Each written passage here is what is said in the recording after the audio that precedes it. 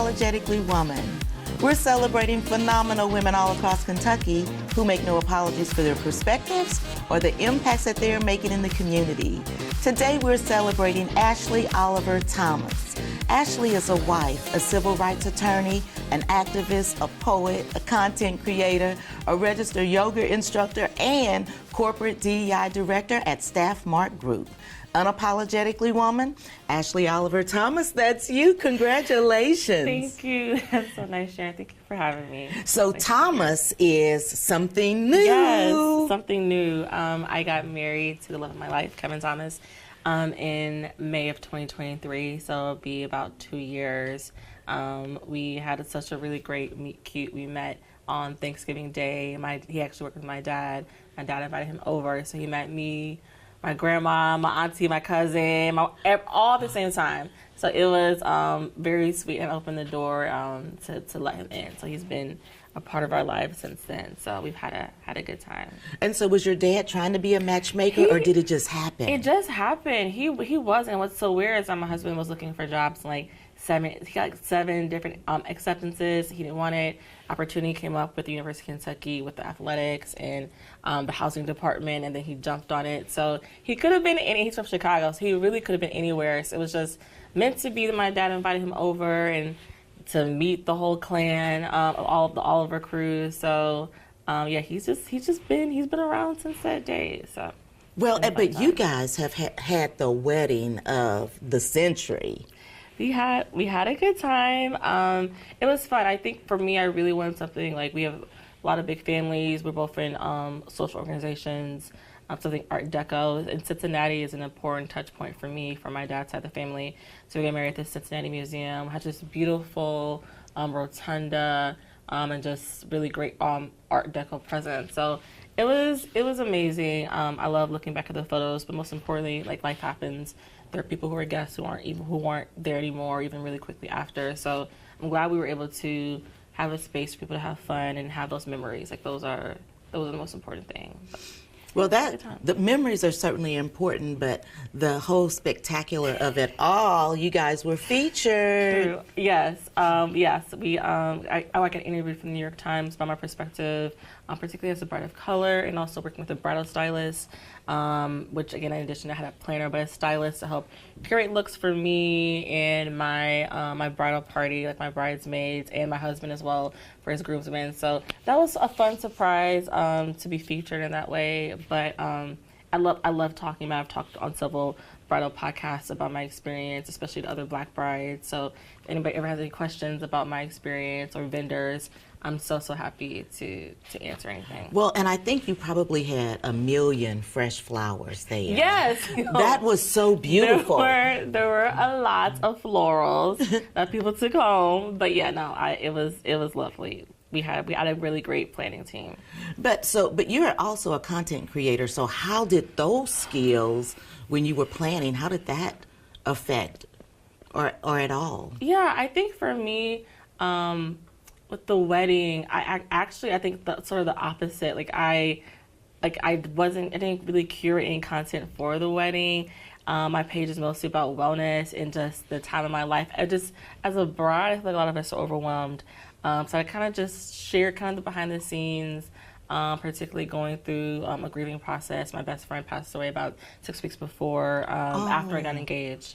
And so that it was just very melancholy. So maybe the energy wasn't there, but it was just a good place to touch point. Also, just the reality that, particularly in those big moments, everybody has the perfect behind the scenes story, or they're missing someone. And so it kind of was an outlet to talk about that. But it was still fun, still capturing and sharing out my story. And brides would reach out to me, literally like a bride the other day, reached out to me about florals, I'm in the florals, and like who I use. And so I'm always happy to share out. And I think now I'm finally just like in a place to look back and like, that was so amazing. Wouldn't I do it again? It was stressful, but just to have those moments and just be with everyone. So we had a really good time.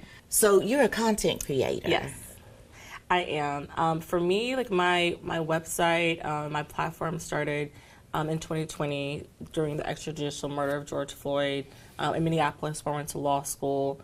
The country, the world, like felt that resistance and that pain point I felt especially helpless, like looking back in my community. There was an organization that had a program for Black people who wanted to become yoga teacher practitioners for free. If it's free, it's for me. And also, it was just the right time. Like, that's the day after my best friend and I were talking, like, let's do this. And so I wanted to document that journey, but especially being, like, looking in, when I thought of yoga, even in 2020, I did not see people that looked like me, and I didn't want to bother and like annoy my friends on my personal page. So I just made like a side page on Instagram called Yoga and Mahogany, and really wanted to focus on being intentional about centering the experiences of Black women, women who looked like me, who weren't like conventionally, who weren't just in Lululemon leggings and just tied up in a pretzel, just learning what yoga meant. And also really the idea that we deserve to have rest, that rest is not predicated on your output. Rest, particularly for women like us, is divinity. Rest is our birthright, and then rest is also a revolution. So that's just kind of the vehicle for starting it. And then over time, people liked the message, liked the content I put out. And so I kind of took off from there, but it really was just a reaction to the climate, like the world around us. In a yoga studio, being intentional enough to say we need more black yoga practitioners to help heal people in their community. So it's something that I'm very proud of, and I think is my 5 to 9, if you will, like that content journey and trying to be accountable with like the community that I've curated there. And so when you think back on it, is there anything else that you're thinking that is going to springboard forward from it? Probably. I mean, I have had different opportunities from my wellness page. A publisher reached out to me in 2022 wanting to talk about, again, a manifestation journal that they were for Black women they were looking for. And so I published that journal in the summer. Well, I wrote it in 2022. It was published in January 2023. It's Manifestation Journal for Black women. Guiding the life that you want. That was Amazon's bestseller in its category, which I was really excited about. And so that itself has been exciting. I also am going to be doing speaking engagements as well, kind of based on not only the content, but also being able to speak life into the things that you want, despite the different systemic barriers that we're in, especially for young girls and young women. I know, I know even I myself, I'm 37, I still need all the guidance and the things, but I just cannot imagine being in my teens, 20s, teens younger, trying to curate a life with all this content, filtered content. So let's just peel all that back. What is it? What is true? And what is it truly? And let's talk about how to build something that is sustainable to you. And it's kind of at your North Star, because I feel we get all this advice from other people, and it's hard to hear yourself, especially when you're younger. I could barely hear myself back in the day. So I want to be really intentional about how we're reaching out to young women in this day and age. Well, because there's so much to choose from, and it's coming from everywhere. Everywhere. It's so much. I do not envy these babies. I see when I hear about, the different habits of teenagers these days, I'm just they're coping the absolute best they can. And just the more that I think that we are intentional, as grown folks, if you will, about being in their faces and also letting them know, and not from a place of scolding, that never works. That doesn't work with me. So I can work with these young women from a place that you're allowed to make mistakes, you're allowed to rest. I think also particularly the young women have still adopted that, work twice as hard mentality. And there is merit to hard work, but again, it can't come before your rest, your wellness, burnout. And for me, trying to rewire that training that I got, my mother's got, to make sure my nieces and the next generation, that they're able to not have that pressure, so they can see who they are and what their life's journey is more intentionally. So that's my hope for how all this, my wellness space turns out, that yoga and mahogany is a space for the next generation to feel like they can see themselves or see someone older more clearly, and to not do what I did, hopefully. Just and overworking and overstressing. Yes, and it's hard, especially this day and age when we have to do more with less, and the economy and eggs cost $30 a gallon. Like, you just like we're stretched. But how do you still, even with, and we're in the world, but how do you make contingency plans? How do you kind of, kind of proof your groups, your families, when things happen? How are you intentional with the people who are in your corner and doing that before there's a crisis, like before things happen? Like, how can we kind of make safety plans for your life and your wellness before you're in the trenches? I think that's super important, and sometimes you're not thinking about that when you're 15. I wasn't. So I think it's really important to be intentional about that, because things happen, and things happen really quickly. Like, what can we do on the front end? And things do happen really quickly, and you had the opportunity to interview some amazing people. Yeah. So another opportunity through my platform, through my sorority, my member of Alpha Kappa Alpha Sorority Incorporated. I am an ambassador for the subscription box, and they have a partnership with King of Random House. And I was able to interview Supreme Court Justice Ketanji Brown Jackson this past September for her amazing book, Lovely One.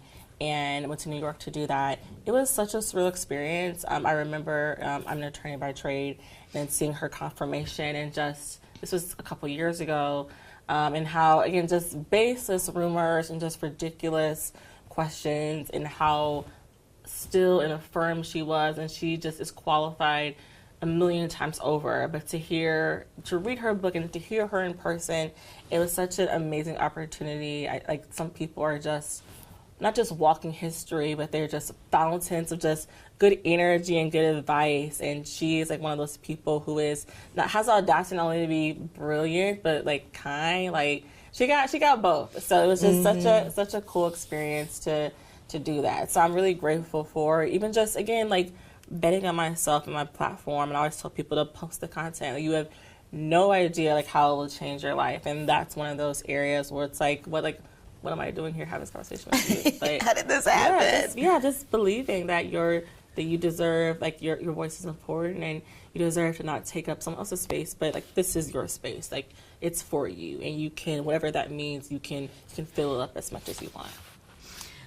Well, listen, we could sit here and just keep going on, but I am going to pitch the last word to you for words of encouragement. What would you say to young girls or young women that are looking to you and seeing the things that you're doing?